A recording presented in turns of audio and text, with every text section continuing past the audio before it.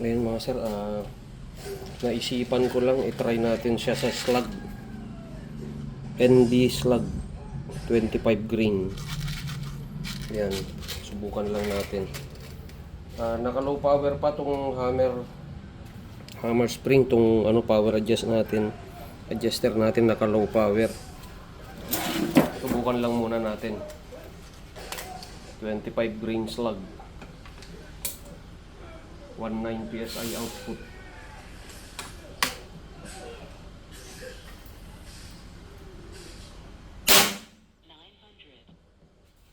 $900 sa low power sa 25 green slug.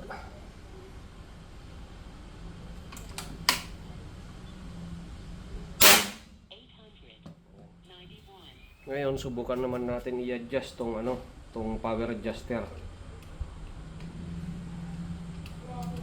Lagay na natin sa high power.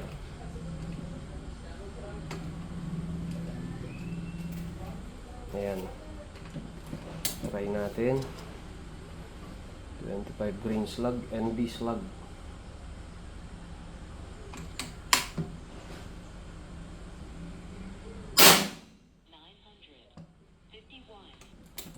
$951. Sapat. Pwede pa tayong mag-adjust dito kasi naisipan ko lang na i-try sa slug.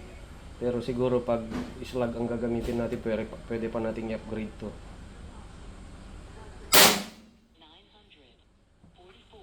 Ayun. Yun yung slug. Ito naman siya sa NB pellet 18 grain.